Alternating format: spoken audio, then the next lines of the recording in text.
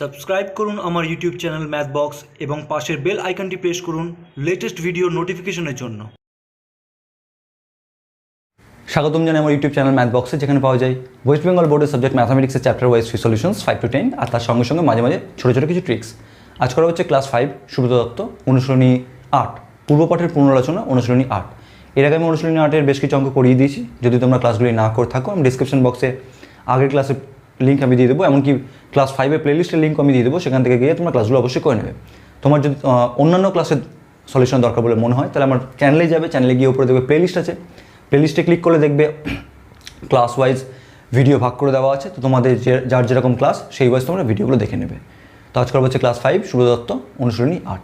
চলো তাহলে video start করা যাক।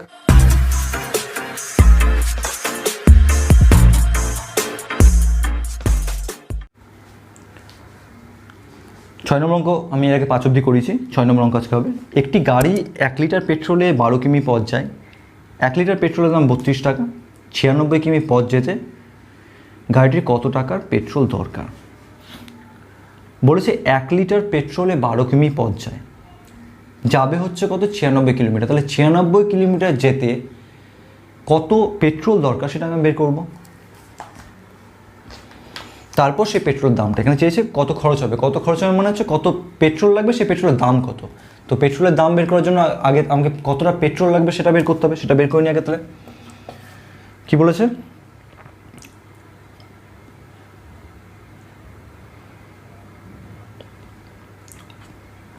এক লিটার পেট্রোলে 12 কিমি যায়। 1 লিটার পেট্রোলে যায় 12 কিমি। তাহলে অতএব 96 কিমি যেতে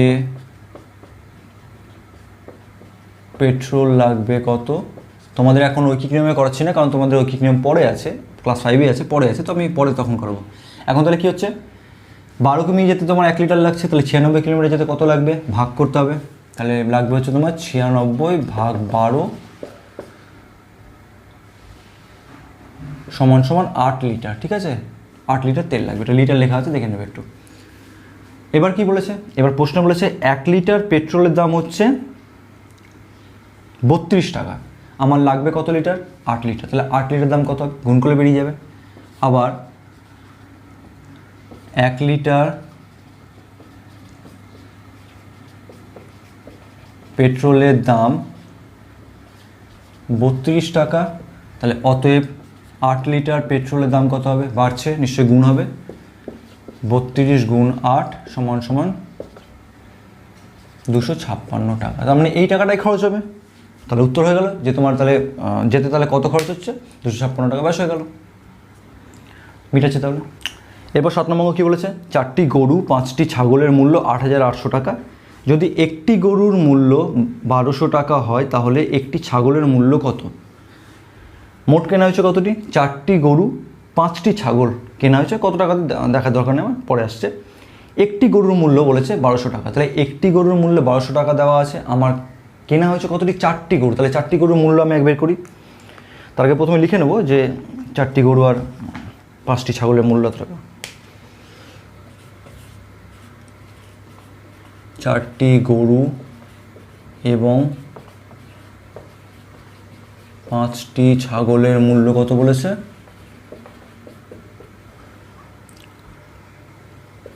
8,800 টাকা। এর মধ্যে কী বলেছে দেখো, যে একটি গরুর মূল্য 1200 টাকা। একটি গরুর মূল্য 1200 টাকা, একটি গরুর দাম হচ্ছে 1200 টাকা। তাহলে কটা গরু কেনা হচ্ছে? 4টি গরু। তাহলে অতএব 4টি গরুর মূল্য বাড়ছে, সংখ্যা বাড়ছে মানে গুণ হবে। তাহলে কত হচ্ছে? 1200 গুণ 4 সমান সমান 4800 টাকা। তাহলে গরুর টোটাল গরুর দাম বেরিয়ে গেল, 4টা গরুর দাম বেরিয়ে গেল। 4টি গরু 5টি ছাগল কেনা হয়েছে 8,800 টাকায়। তার মধ্যে তোমার 4টি গরুর দামই হচ্ছে 4,800 টাকা। তার মানে বাকি দামটা কিসের? বাকি দামটা ছাগলের দাম। তাহলে অতএব 5টি ছাগলের দাম তাহলে কত হচ্ছে? দাম টোটাল টাকা ছিল এইটা, তার মধ্যে গরুর দামটা বেরিয়ে গেল, গরুর দামটা মাইনাস টোটাল থেকে মাইনাস করে দিলে বাকি ছাগলের দাম পড়ে থাকলো 8,800 মাইনাস 4,800 সমান সমান 4,000 টাকা। 5টি ছাগলের দাম। এবার চেয়েছে কি আমার চেয়েছে হচ্ছে একটি ছাগলের দাম। তাহলে অতএব একটি ছাগলের দাম কত হবে? এখানে কি হচ্ছে? কমছে। 5টি ছাগলের দাম 4,000 টাকা, 5 থেকে 1 কমছে, কমা মানে হচ্ছে ভাগ। আমি এর আগেও ভিডিওতে বলেছিলাম বাড়া মানে গুণ, কমা মানে ভাগ। তাহলে 5 থেকে 1 কমছে, তাহলে সেক্ষেত্রে কত? ভাগ 4,000 ভাগ কত? 5। ডান পাশেরটা ভাগ মানে তোমার হচ্ছে এই জিনিসগুলো যখন ঐকিক নিয়মের চ্যাপ্টার করবে তখন তোমার কাছে আরও ইজি হয়ে যাবে। তো ধৈর্য রাখবে একটু। কত হবে তাহলে এখানে? ভাগ করলে হবে তোমার 800 টাকা। তাহলে একটি ছাগলের দাম কত হবে? তাহলে একটি ছাগলের দাম হচ্ছে 800 টাকা। ওকে, মিটাচ্ছি। এরপর 8 নম্বর কী বলেছে? অপুর বয়স 8 বছর 7 মাস 25 দিন, দীপুর বয়স 9 বছর 6 মাস 21 দিন। 3 বছর 7 মাস পরে তাদের দুজনের মোট বয়স কত হবে? একটু খেয়াল রাখবে। আচ্ছা আমি বের করে নিই, দেখিয়ে দিচ্ছি। আচ্ছা, অপুর বয়স কত বলেছে? অপুর বয়স 8 বছর 7 মাস 25 দিন। 8 বছর 7 মাস 25 দিন। আর কার বলেছে? দীপুর বয়স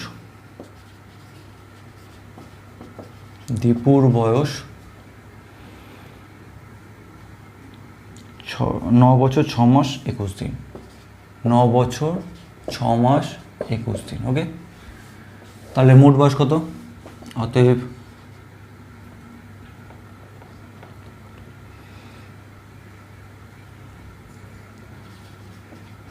তাদের মোট বয়স যোগ করি।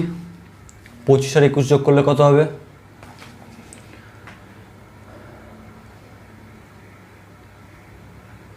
আচ্ছা, এখানে তোমার হচ্ছে ভেঙে নিতে হবে।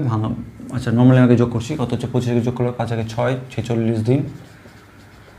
এখানে হচ্ছে তোমার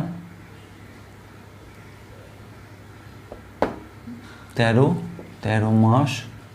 আর এখানে তোমার হচ্ছে 9 17 মাস, এই 17 বছর। এটা সমান কত হবে? আমি জানি প্রত্যেকটাকে ভাঙতে হয়।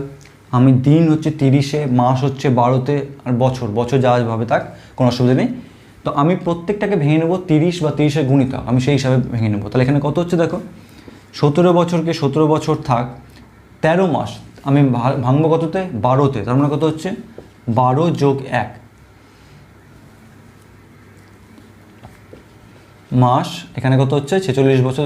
দিন মানে হচ্ছে তোমার 30 দিয়ে ভাঙবো, তাহলে কত হচ্ছে? 30 যোগ 16 দিন। আচ্ছা, এবার পেছন থেকে করবো। 30 যোগ 16 দিন মানে 30 দিন আর 16 দিন। 30 দিন মানে হচ্ছে 1 মাস। তো সেখানে আমি 30 দিনের জায়গায় কত লিখবো? এখানে আমি 1 মাস যোগ করে দেবো। তাহলে কত হচ্ছে?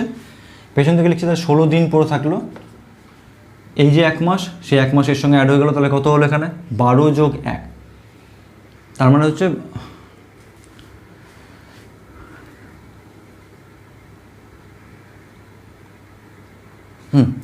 দেখো, তাহলে 1 মাস এখানে অ্যাড হলো। তাহলে কত হলো এখানে? 12 যোগ 1 ছিল, এই 30টা 1 মাস হয়ে এখানে চলে আসলো। তার মানে কত হলো? 12 যোগ 2, 12 মাস যোগ 2 মাস। তো 2 মাস আমি লিখতে পারবো 2 মাস। এই 12 মাসটা কী হবে? এই 12 মাসটা 12 মাস মানে 1 বছর, সেই 1 বছর রূপে এখানে চলে আসবে। তাহলে কত হয়ে গেল? এখানে ছিল 17 বছর, এই 12 মাসটা এখানে চলে আসলো। তাহলে কত হলো? 18 বছর। আবার বোঝাচ্ছি, এখানে 30 যোগ 16 দিনটা থেকে গেল। 30টা কী হলো? 30 মানে 30 দিন মানে হচ্ছে 1 মাস। 1 মাস এখানে চলে আসলো। 1 মাস এখানে এসে কত হয়ে গেল? এই একটা 2 মাস হয়ে গেল।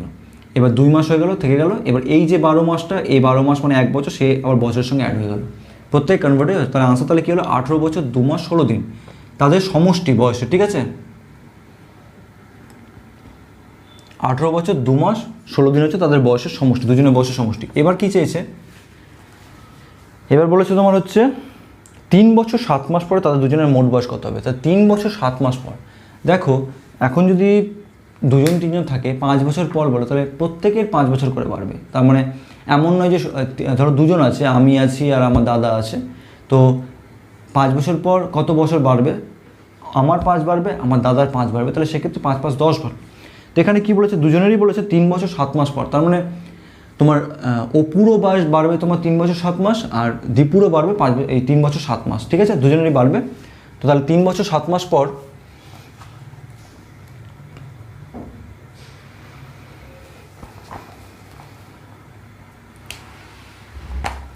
নিচে এসে 3 বছর 7 মাস পরে তার দুজনের মোট বয়স।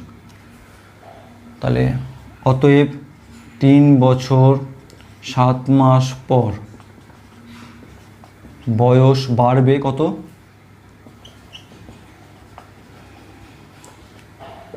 দুজনেরই 3 বছর 7 মাস করে বাড়বে, তার মানে কত হবে তাহলে 3 বছর 7 মাস 3 বছর 7 মাস, তাহলে কত হলো 6 বছর 14 মাস, তাই তো?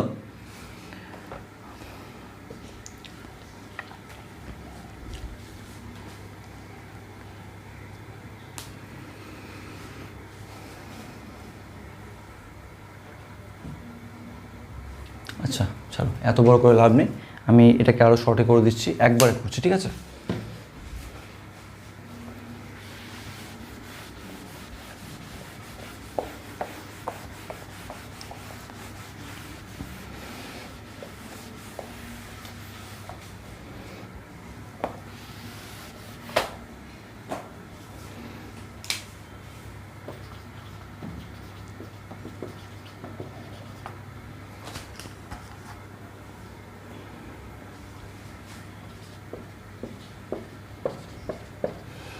এবার হচ্ছে 3 বছর 7 মাস, তার মানে দুজনের 3 বছর 7 মাস। দেখো 3 বছর, আমি এটা দেখিয়ে দিচ্ছি ফার্স্টে, 3 বছর 7 মাস।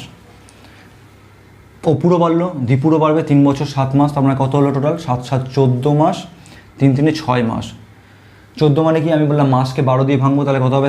মানে 12 বা 12 গুণিতক, 12 24 48 এগুলো দিয়ে ভাঙবো, ঠিক আছে? তাহলে এখানে 24 কত, 14 মানে কত হচ্ছে 12 যোগ 2, তাহলে 6 বছর 12 যোগ 2 মাস, তাহলে 12টা কী হবে? 12টা এখানে চলে আসবে, তাহলে কত হলো? 7 বছর 2 মাস। 7 বছর 2 মাস বাড়বে, টোটাল বাড়বে। 3 বছর 7 মাস পর মোট বাড়বে কত? 7 বছর 2 মাস। এটা আমি একবারে লিখবো, ঠিক আছে?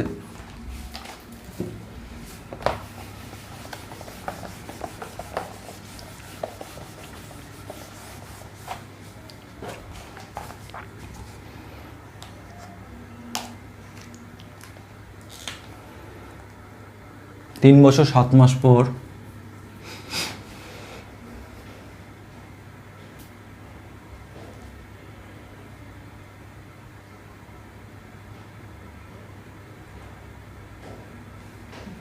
ভাষাটা কি লেখা যায়?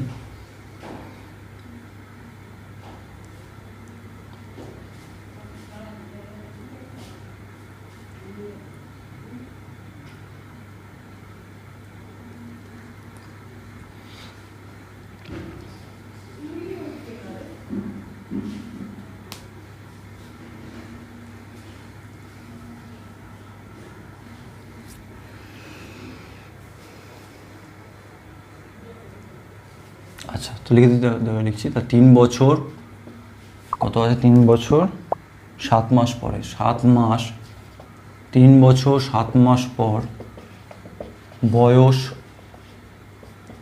মোট বাড়বে কত? 2 গুণ 3 বছর 7 মাস, ঠিক আছে? 3 বছর 7 মাস লিখেছি, এটা 3 বছর 7 মাস। 2 গুণ কেন? দুজনের বাড়ছে তাই। তাহলে কত হবে এটা? আমি তখনই করে দেখালাম এর আগে যে দুবার 3 বছর 7 মাস যোগ করলে বা 2 দিয়ে গুণ করে একই ব্যাপার, সমান সমান কত হচ্ছে তোমার? 7 বছর 2 মাস। তাহলে অতএব 3 বছর 7 মাস পর তাদের মোট বয়স কত হবে? এইটা ছিল, এইটা বাড়লো, তাহলে কত হবে? আমি একবারে গুছিয়ে লিখছি পরে। 8 বছর 7 মাস 25 দিন, 9 বছর 6 মাস 21 দিন, আর হচ্ছে 7 বছর 2 মাস। ব্যাস, এটা আনসার কত হবে? নর্মাল ফার্স্টে যোগ করবো, তারপর সেটাকে কনভার্ট করবো, ঠিক আছে? এখানে যোগ করলে কত হচ্ছে? 5 একে 6, 2 2 4, 46 দিন। এখানে হচ্ছে তোমার 6 2 8, সাথে 15 মাস। আর এখানে তোমার কত হচ্ছে? 9 সাথে 9টা 17, 17 সাথে 24 বছর টোটাল। তাহলে কত হচ্ছে? 24 বছর 15 মাস 46 দিন। এবার এটাকে কনভার্ট করবো, আমি উপরেরটা মিটাচ্ছি, উপরে করবো। এটা করলে শর্টকাটে হবে, ঠিক আছে? তো আগেরটা করলে অনেক লিখতে হতো।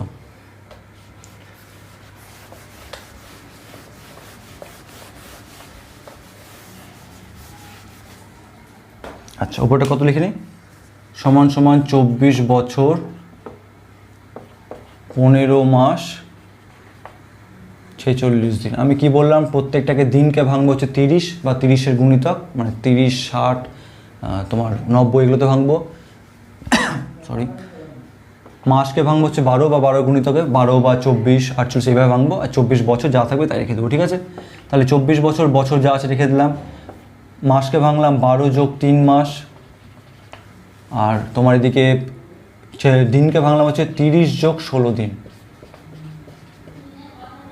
16 দিন, ঠিক আছে? আচ্ছা, এবার কি হবে, প্রত্যেকটা পেছন থেকে লেখা স্টার্ট করবো। 16 দিন, 16 দিন থেকে গেল 16 দিন। এই 30টা কী হবে, এই 30টা মাসের সঙ্গে যোগ হয়ে যাবে, তাহলে মাস তাহলে কত হলো, 4 মাস, 4 মাস লিখে দিলাম। এই বছরটা কী হবে, এই বছর সঙ্গে 12 মাস মানে তোমার 1 বছর, 30 দিন মানে 1 মাস, তাই 1 মাস যোগ হলো, 3 একে 4 হলো। 12 বছর মানে তোমার 12 মাস মানে হচ্ছে 1 বছর, একটা যোগ হলো 24-এর সঙ্গে, তাহলে কত হলো, 25 বছর। তাহলে আনসার তাহলে কত হলো, আনসার তাহলে হলো মানে 3 বছর 7 মাস পর তাদের মোট বয়স হবে তোমার 25 বছর 4 মাস 16 দিন। ওকে, খুব সুন্দর অঙ্ক, মিটাচ্ছি। এরপর 9 নম্বর কী বলেছে, তোমাদের স্কুলের 105 জন ছাত্রকে বিড়লা তারামণ্ডল বেড়াতে নিয়ে যাওয়ার জন্য ছাত্রপিছু গড়ে 100 টাকা করে খরচ ধরা হলো। গড়ে 100 টাকা, মাথা পিছু মানে একজনের জন্য 100 টাকা। মোট টাকার মধ্যে বিদ্যালয় 1050 টাকা অনুদান দেয়, বাকি টাকা ছাত্রদের দিতে হলে প্রত্যেক ছাত্রকে কত করে দিতে হবে? কেন দেয় এতটি টাকা? বিদ্যালয় দিচ্ছে 1050 টাকা। আচ্ছা, দিয়ে করি। 9 নম্বর কী বলেছে,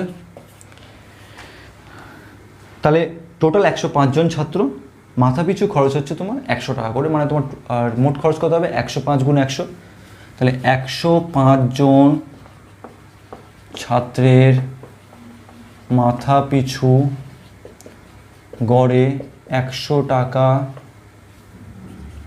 করে খরচ হলে মোট খরচ কত হবে? মোট খরচ হবে 105 জন কত করে, 100 করে, তাহলে গুণ 100 সমান সমান, তাহলে কত হচ্ছে 10,500 টাকা মোট খরচ হবে। এটা টোটাল খরচ। তাহলে এবার বলেছে এর মধ্যে 1050 টাকা দিয়েছে স্কুল, বিদ্যালয় অনুদান দেয় কত, 1050 টাকা। বাকি টাকা দেবে কে? বাকি টাকা দেবে স্টুডেন্টরা নিজেরা মানে চাঁদা দেবে। তাহলে অতএব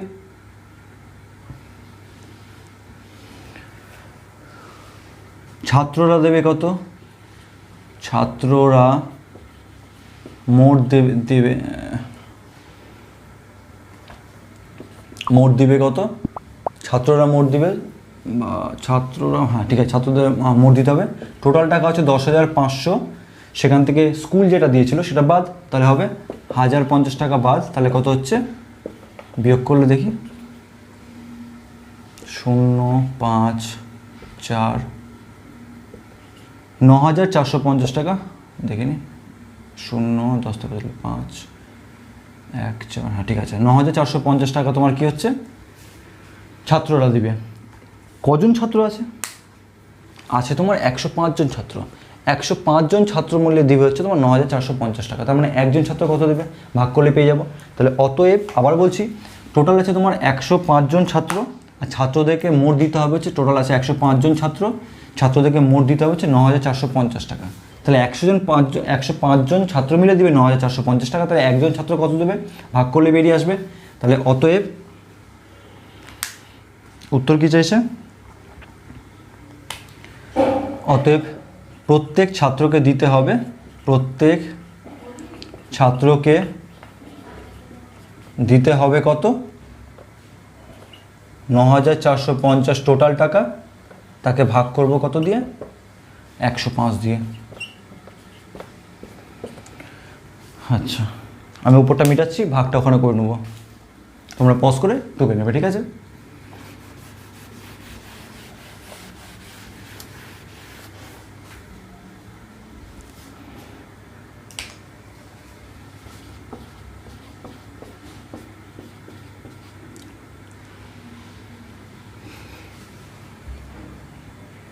105 হচ্ছে তোমার 9 বারে 945, 9 বারে 945 আর শূন্য কেটে শূন্য উপরে, তাহলে আনসার কত হলো? তাহলে 90। তাহলে এখানে লিখে দাও তাহলে 90। এই ভাগটা তোমরা করে দেখাবে, ঠিক আছে?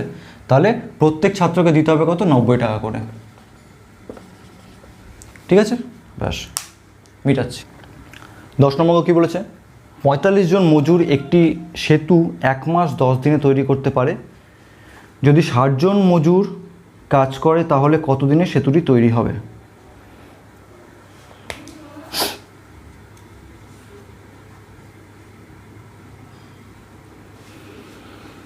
আচ্ছা, নর্মাল তোমরা পরে ঐকিক নিয়ম শিখবে। ঐকিক নিয়মের ক্ষেত্রে কি হয় তোমার, আমি এর আগেও বলেছি, যদি কমে, সংখ্যা কমে তাহলে সেক্ষেত্রে ভাগ করতে হয়, যদি বাড়ে তাহলে সেক্ষেত্রে গুণ করতে হয়। আমি তখন এটাও বলেছিলাম কিছু কিছু আছে সেই সব ক্ষেত্রে কি উল্টোটা হয়, যেমন জন আর দিনের অঙ্ক এখানে দেওয়া আছে। দেখো 45 জন আর এত দিন টাইম লাগছে। যখন সংখ্যা মানে জনসংখ্যা আর জনের আর সময়ের যখন অঙ্ক দেওয়া থাকবে তখন সেটা হবে উল্টোটা, কমলে হবে গুণ আর বাড়লে হবে ভাগ। কেন? দেখো আমি 5 জন মিলে যদি একটা কাজ করি, করতে আমার 1 দিন লাগছে, তো 5 জন মিলে কাজটা করতে যদি যখন 1 দিন লাগছে, তখন একজন মিলে যদি কাজটা করে তাহলে কী হবে? 1 দিনে নিশ্চয় শেষ করা যাবে না, আরও বেশি দিন সময় লাগবে। তার মানে কি হচ্ছে, এখানে তোমার জনসংখ্যা কমছে, 5 জন থেকে 1 জন কমে গেল। কমে যাওয়ার ফলে কি হচ্ছে, দিন বা সময়টা লাগলো কি তোমার বেশি লাগলো। তার মানে যখন তোমার জনসংখ্যা কমছে তখন সময় তোমার কি বাড়ছে, সেই জন্য হচ্ছে উল্টো হচ্ছে বলে আমি কমলে আমি করব গুণ আর বাড়লে করবো হচ্ছে ভাগ, উল্টো করবো, ঠিক আছে? এখানে কি বলেছে 10 নম্বরটা? সুন্দর অঙ্ক, স্টার দিতে পারো। 45 জন মজুর একটি সেতু 1 মাস 10 দিনে তৈরি করতে পারে। আচ্ছা, প্রথমে লিখে নিই, 1 মাস 10 দিন সমান সমান কত দিন হবে? 30 যোগ 10 সমান সমান 40 দিন, ঠিক আছে? আবার বলছি, আমরা জানি কমলে হয় ভাগ আর বাড়লে হয় গুণ, কিন্তু জন আর দিনের যখন অঙ্ক থাকবে, জনসংখ্যার সময়, তখন কী হবে? কমলে হবে গুণ আর বাড়লে হবে ভাগ। এখানে কি বলেছে? 45 জন মজুর মিলে সেতুটি তৈরি করে 40 দিনে। তাহলে সেটাই লিখি, 45 জন মজুর একটি সেতু তৈরি করে 40 দিনে। তাহলে একজন মজুর একটি সেতু তৈরি করে, একজন মজুর, এখানে কি হচ্ছে, যখন 45 জন ছিল, অনেকজন সংখ্যা ছিল, সেখান থেকে যখন কী হলো, একজন মজুর চলে আসলো। এবার 45 জন মিলে যে কাজটা করছিল, একজন মিলে সেই কাজটা করলে কী হবে? আরও অনেক বেশি দিন সময় লাগবে। এবার বেশি মানে কি? বেশি মানে হচ্ছে গুণ, সেই জন্য এখানে আমি কি করছি? গুণ করছি। 40 গুণ 45। আমি এর আগে এই সব নিয়মের অঙ্কের ক্ষেত্রে কী করতাম, যখনই কম ছিল আমি এখানে ভাগ করতাম, কিন্তু এখানে গুণ করছি। কেন গুণ করছি? ওই একই কারণে, কারণ একজন মজুর, 45 জন মজুর মিলে যে কাজটা 40 দিনে করেছে, একজন মজুর যদি সেই কাজটা করতে দেওয়া হয় তাহলে তার আরও বেশি দিন সময় লাগবে। বেশি দিন সময় লাগবে বলেই আমি এখানে গুণ করছি। ওকে, আশা করছি পরিষ্কার জায়গা। আচ্ছা, হলো। আমার চেয়েছে কত? অতএব এবার চেয়েছে 60 জন। তাহলে 60 জন মজুর একটি সেতু তৈরি করবে। তাহলে এখানে কি হচ্ছে? এখানে তোমার গুণ হলো। আমি বললাম কি, জন আর দিনের ঐকিক নিয়মের ক্ষেত্রে কী হবে তোমার এখানে হবে, একের ক্ষেত্রে হবে তোমার সংখ্যা কমলে হবে তোমার গুণ আর সংখ্যা বাড়লে হবে তোমার ভাগ। এখানে দেখো 1 থেকে 60 বাড়ছে, তাহলে এটা কী হবে? ভাগ। তাহলে হয়ে গেল তাহলে 40 গুণ 45। আচ্ছা, এটা পাট করে করছি, ঠিক আছে? এখানে কত হচ্ছে এটা আনসার, পাশে এটা, এর পাশে আনসার লিখে দেবে, আমি নিচে লিখছি।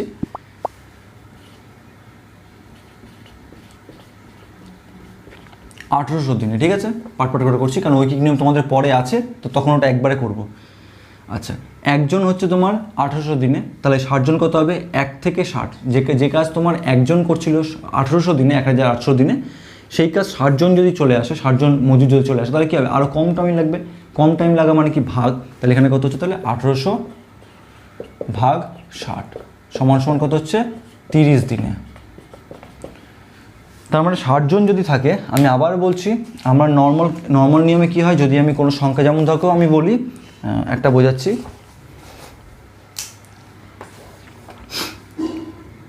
5টি লেবুর দাম হচ্ছে 25 টাকা। 25 টাকা, তাহলে অতএব একটি লেবুর দামও কী হবে, এখানে কমছে, একটি লেবুর দাম নিশ্চয়ই কম হবে। কম বলে আমি ভাগ করছি, 25 ভাগ 5 করে দিচ্ছি সমান সমান 5 টাকা, তাই তো। কিন্তু এখানে কী করলাম আমি, দেখো গুণ করলাম। কেন করছি সেটাও বুঝিয়ে দিচ্ছি আমি, আবার বলছি।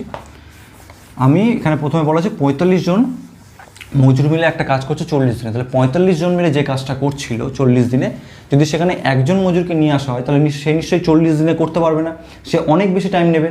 এবার একজনের ক্ষেত্রে কী হচ্ছে, টাইম বেশি লাগছে বলে কী করছি আমি, গুণ করে 40 আর 45 গুণ করে নিলাম। বেশি মানে গুণ, এটা নর্মাল সবাই জানে, বেশি মানে গুণ, আর কম মানে ভাগ, মানে কমা মানে হচ্ছে ভাগ করা, আর বেশি মানে হচ্ছে বাড়লে গুণ করতে হবে। এবার তাহলে একজনের টাইম লাগছে 1800 দিন। এবার সেই একজন থেকে যদি আবার 60 জন করা হয়, একজন ছিল কাজ করছিল, আবার 60 জন মানে তারপরে 60 জন মিলে কাজ করা স্টার্ট করলো, তো 60 জন মিলে যদি কাজ করা স্টার্ট করে তাহলে কী হবে, সেই টাইমটা একজনের ক্ষেত্রে যা লাগছিল তার থেকে নিশ্চয়ই অনেক কম লাগবে, আর কম লাগা মানে হচ্ছে ভাগ করে দিলাম 30 দিন। তাহলে উত্তর তাহলে কী হবে, উত্তর সমান হবে 1 মাস। 30 দিন মানে হচ্ছে 1 মাস, তাহলে 60 জন মজুরের সময় লাগবে কত, 1 মাস। ওকে, মেটাচ্ছি।